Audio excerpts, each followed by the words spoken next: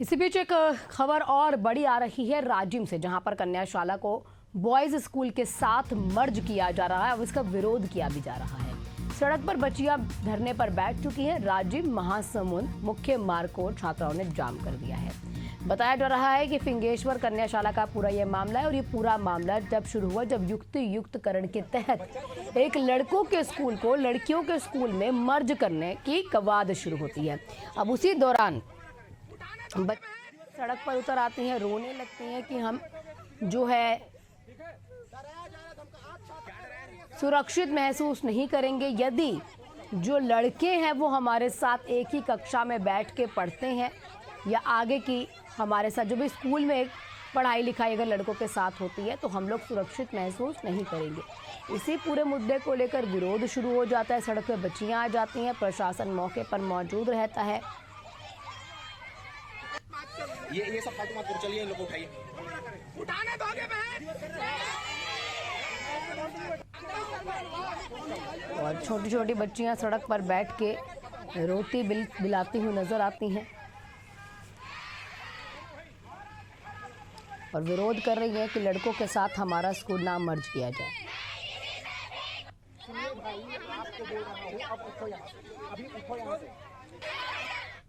हमारे साथ हमारे सहयोगी कुलदीप जुड़ चुके हैं तमाम जानकारियों के साथ। कुलदीप, अभी क्या स्थिति है? बच्चियां जो है मानी है, कोई मान मनव्वल का दौर चल रहा है? जी देखिए, पिछले करीब 2 घंटे जो है कि छात्राएं हैं लगातार सड़क पर बैठी हुई हैं। अधिकारी लगातार उनको समझाने की कोशिश कर रहे हैं, लेकिन अभी तक जो छात्राएं हैं उनका कहीं पर भी मानने का इरादा नहीं लग रहा है। उनका साफ कहना है कि जब तक इस आदेश को रद्द नहीं किया जाएगा तब तक वह आज वहां से नहीं उठेंगी। जी, इनके साथ कुछ ऐसे पुरुष भी दिखाई दे रहे हैं, क्या वो अभिभावक हैं या टीचर्स हैं? जी देखिए, कन्या जो कन्याशाला है वहाँ के जो कुछ शिक्षक भी मौजूद हैं और जो कन्याएं हैं, जो छात्राएं हैं, उनके वहाँ पर फैमिली वाले भी मौजूद हैं जो लगातार इस जो भी वहाँ पर विरोध हो रहा है वो वहाँ पर शामिल है। वहाँ पर अधिकारियों से बात भी की जा रही है। अधिकारियों का साफ कहना है कि उन्हें कुछ समय चाहिए, लेकिन छात्राओं का ये कहना है कि वो लगातार इस पर कई दिनों से ज्ञापन भी सौंप रही हैं, बात भी कर रही हैं, लेकिन अभी तक इस पर कोई भी संज्ञान नहीं लिया गया है, जिसकी वजह से आज उन्होंने यह तय किया है कि जब तक मामले में कोई उचित कार्रवाई नहीं होगी तब तक वो वहां से नहीं उठेंगी। आपसे एक और चीज समझना चाहेंगे, क्योंकि कार्रवाई वो क्या चाहती हैं कि सिर्फ जो मर्जर है, अगर वो लड़कियों के साथ स्कूल मर्ज करवाना चाहती हैं या फिर जो लड़के हैं वो चाहते ही नहीं है कि लड़के हमारे साथ पढ़ें? जी देखिए, छात्राओं का यह साफ कहना है कि हमें बॉयज स्कूल में मर्ज नहीं होना है। उनका जो है कि लड़कों के साथ उनको नहीं बैठना है। उनका साफ यही मांग है कि सबसे पहले यह जो आदेश है इसे रद्द किया जाए। ठीक है कुलदीप, लेकिन ये भी समझना चाह रहे हैं कि ऐसा क्या असुरक्षित महसूस बच्चियां करेंगी कि वो चाहते ही नहीं है कि लड़के साथ में पढ़े? जी देखिए, शुरू से जो है कि कन्याशाला की जो छात्राएं हैं वो शुरू से कन्याशाला में ही अपनी जो शिक्षा का जो है कि ग्रहण कर रही हैं और वो शुरू से अकेले ही आ रही हैं, जा रही हैं, तो उन्हें कहीं न कहीं छात्राओं जो छात्र हैं उनके साथ उन्हें जो है कि जो सुरक्षा है वो थोड़ी सी उसमें कमी लग रही है, इसीलिए वो ऐसा कदम उठा रही हैं। एक और चीज आप समझना चाहेंगे कुलदीप, जिस तरीके से प्रतीत हो रहा है बच्चियां जोर जोर से रो रही हैं, ठीक है, कहीं ऐसा तो नहीं उन्हें बरगलाया गया हो, उन्हें गलत चीज़ें समझाई गई, क्योंकि जब छोटे बच्चे होते हैं उन्हें आसानी से कहीं ना कहीं बरगला दिया जाता है। जी बिल्कुल, देखिए आपका कहना बिल्कुल सही है, लेकिन अभी तक ऐसा कोई भी ऐसी जानकारी सामने नहीं आ पाई है। अभी तक लगातार जो है कि 2 दिन पहले यहाँ की जो छात्राएं हैं ये गरियाबंद भी गई थी, अधिकारियों से मिलकर भी आई हैं, लेकिन वहाँ पर भी इन्हें कोई भी अच्छा जवाब नहीं मिला, जिसके वजह से आज यह सड़क पर उतर गई हैं। अभिभावकों से बच्चियों की बात हो पाई, क्योंकि बच्चियों के अभिभावक जो हैं क्या उन्हें कोई दिक्कत परेशानी? जी अभी तक हमारी अभिभावक से कोई बात नहीं हो पाई है। वहाँ पर जो अधिकारी हैं लगातार छात्राओं को समझाने की कोशिश कर रहे हैं कि उन्हें कुछ समय दिया जाए, लेकिन जो है कि छात्राएं बिल्कुल अपनी मांग पर अड़ गई हैं। ठीक है कुलदीप, आप बने रहिएगा। हमारे साथ सत्य प्रकाश जी जुड़ चुके हैं, कांग्रेस के प्रवक्ता हैं। सत्य प्रकाश जी, आपका बहुत बहुत स्वागत है एशिया न्यूज़ में। सर, ये तस्वीर एक सामने आ रही है राजिम से, जहां पर बच्चियां सड़क पर बैठ चुकी हैं। युक्तिकरण के तहत लड़कों के साथ उनका स्कूल मर्ज किया जा रहा है और बच्चियों का कहना है कि हम असुरक्षित महसूस करते हैं अगर लड़के हमारे साथ एक ही कक्षा में बैठकर पढ़ेंगे। देखिए आना जी, सरकार जब आई थी तो उन्होंने बहुत सारे सुनहरे सपने दिखाए थे, बहुत सारी सुनहरी बातें बोली थी। खासतौर से अगर मैं महिलाओं की, छात्राओं की, बच्चियों की बात करूं, हमारी बहनों की बात करूं, तो उनको तो बहुत सपने दिखाए थे। और आज हर एक वर्ग, चाहे महिलाएं हों, छात्राएं हों, चाहे कर्मचारी वर्ग, आज हर एक वर्ग आहत महसूस कर रहा है। उसी के तरह देखिए युक्तियुक्तिकरण जब हो रहा था, हम तो शुरू से इसका विरोध करते आ रहे हैं। एक तरफ तो शिक्षकों की नौकरी निकल जा रही है और दूसरी तरफ युक्तियुक्तिकरण की तरफ ये जो दिख रहा है ये वही है। अब देखिए छात्राएं ये जो बोल रही है कि हमें असुरक्षित महसूस हो रहा है, इसी से समझ जाइए कि महिलाओं के प्रति, छात्राओं के प्रति किस तरह से अपराध बढ़ रहे हैं, ये दिखता है। एनसीआर डाटा कह रहा है कि अपराध बढ़ रहे हैं। और अगर छात्राएं ऐसा बोले तो सरकार को इस पर सोचना पड़ेगा कि छात्राएं ऐसा क्यों बोल रही है। और युक्तियुक्तिकरण के तहत अगर शिक्षकों की नौकरी जा रही है, छात्राएं बोल रही है, तो सरकार क्यों सो रही है? सरकार क्यों अडिग हुई पड़ी है? सरकार क्यों इस तरह की बेशर्मी दिखा रही है कि हम नहीं सुनेंगे? हो यही रहा है। पिछले 2 साल से अगर बात करें तो सरकार किसी सुनने के तैयार नहीं है। हर एक वर्ग अपनी बात रखना चाहता है, मगर मुख्यमंत्री जी हो, शिक्षा मंत्री जी हो, सब अपनी गुटबाजी में व्यस्त है। मगर छात्राओं की अगर बात की जाए तो हम विपक्ष है तो उनकी आवाज उठाएंगे और उठा रहे हैं। युक्तियुक्तिकरण का आपको मालूम है, इस तरह से हमने विरोध किया है, मगर ये सरकार जो है सुनने के तैयार नहीं है। छात्राओं की बात सुननी चाहिए। अगर वो अपनी बात कुछ पीड़ा बयान कर रही है, रोते हुए बयान कर रही है, तो भी सरकार नहीं सुनी है, तो बहुत ही निंदनीय है। सत्य प्रकाश जी, राजनीति से हटकर, युक्तियुक्तकरण से हटकर मैं ये समझना चाह रही हूँ कि क्यों बच्चियां भविष्य में भी, देखिए जब हम कॉलेज जाते हैं तो लड़कों के साथ बैठ के पढ़ना पड़ता है। सिक्योरिटी की पूरी जिम्मेदारी कहीं ना कहीं स्कूल की होती है, सरकार की होती है। ऐसी क्या परेशानी का सामना कहीं ना कहीं मानसिक रूप से बच्चियां झेलने के लिए तैयार नहीं है कि वो वहाँ पढ़ना ही नहीं चाहती हैं? आनंद जी, देखिए एक अगर मैं सोशल सामाजिक तौर पर बात करूं तो अगर कोई बच्चियां हैं, जैसे मेरे को मालूम चला कि छात्राओं का वो छात्रावास है, तो वो शुरू से जिस परिवेश में रही, अगर वो शुरू से छात्राओं के बीच में रही है, छात्रों के साथ नहीं पढ़े रही थे, उठे बैठे नहीं है, तो उस परिवेश में उनका जीवन ढला है अभी तक। और अचानक से आप बोलिएगा तो इतना आसान नहीं होता किसी भी छात्र के लिए या छात्राओं के लिए।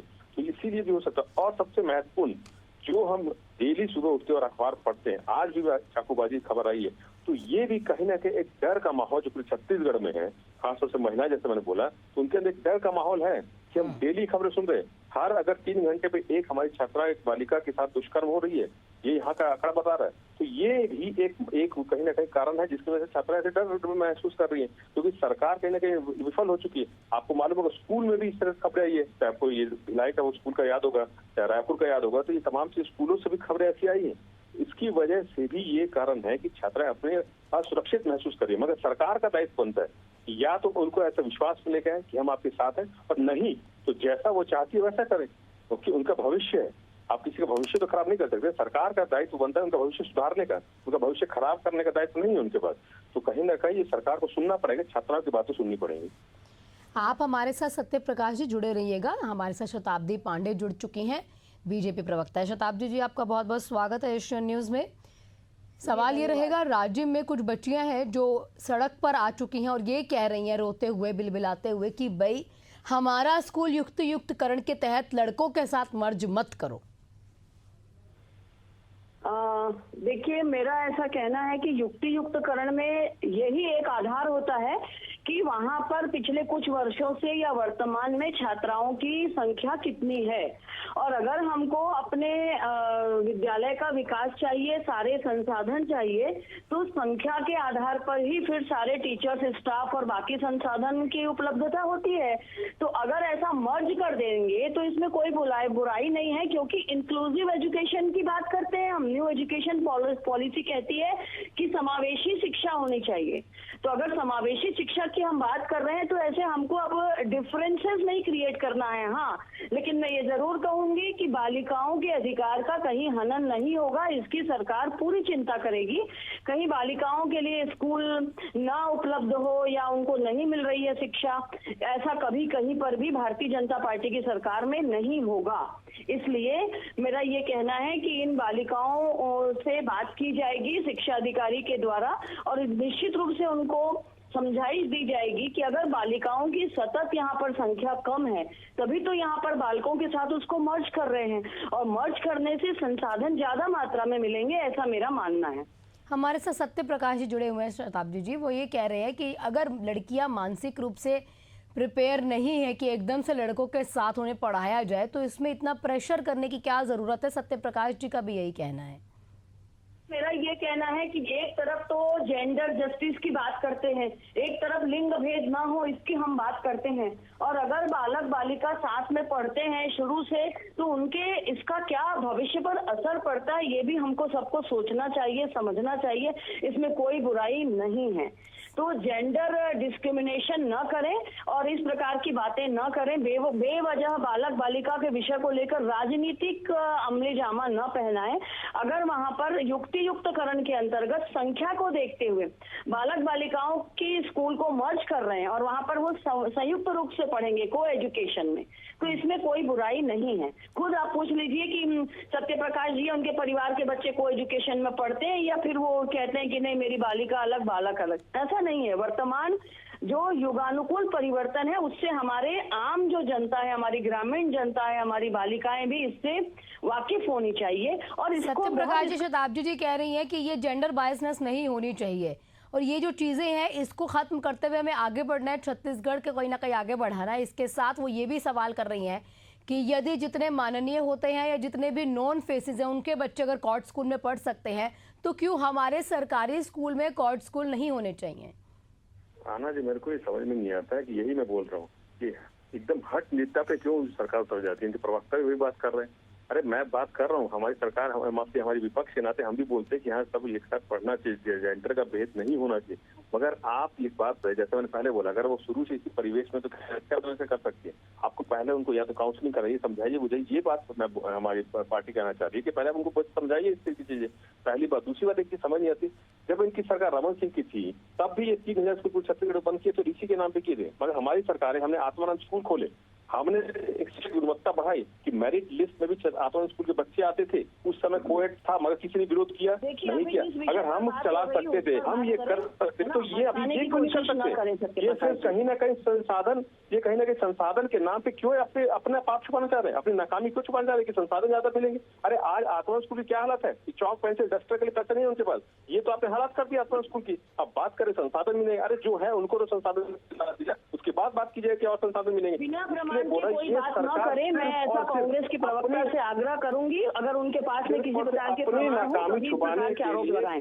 ये सिर्फ अरे सिर्फ अपनी नाकामी छुपाने के लिए, ये सिर्फ और सिर्फ अपनी नाकामी छुपाने छात्राओं पे, कांग्रेस सरकार पे, विपक्ष पे यही आरोप लगाएंगे। मगर खुद को क्या करना है? कुछ नहीं करना है। क्या करना है? सिर्फ सुनना नहीं है। अगर छात्राएं बोल रही हैं हमको ये चीज नहीं मिला, छात्राओं ने ये नहीं बोला शिक्षक नहीं मिल रहे, ये हमने सबने देखा। शिक्षक आज हड़ताल पे क्यों है? तो युक्तियुक्तकरण की वजह से उनकी नौकरियां जा रही। तो ये सरकार अपने हट पे जमी हुई है कि हम जो बोल रहे हैं वही सही है, बाकी पूरी दुनिया, पूरे छात्र, पूरे विपक्ष वो सब गलत है। इसलिए बोल रहा हूँ, आप अपनी पाप मत छुपाइए, अपनी नाकामी मत छुपाइए, छात्राओं को सुनिए। अगर वो बोल रहे हैं कि हमको नहीं मर्ज होना है, उनको समझाइए, या जैसा वो बोल रहे हैं वैसा कीजिए। आत्मानंद स्कूल अगर चल सकते थे उस समय किसी ने विरोध नहीं किया, उस समय सब कोएड पढ़ रहे थे, तो आज ऐसा क्यों है कि विरोध हो रहा है? आज ऐसा क्यों है कि छात्राएं नहीं मान रही है? इसीलिए मैं बोल रहा हूँ कि ये कहीं ना कहीं। ठीक, आप दोनों का बहुत बहुत शुक्रिया तमाम प्रतिक्रियाओं के लिए। अब देखना ये होगा कि किस तरीके से बच्चियों की काउंसलिंग की जाएगी और अगर आगे मर्जर होता भी है तो क्या उसके लिए बच्चियां तैयार हैं या नहीं।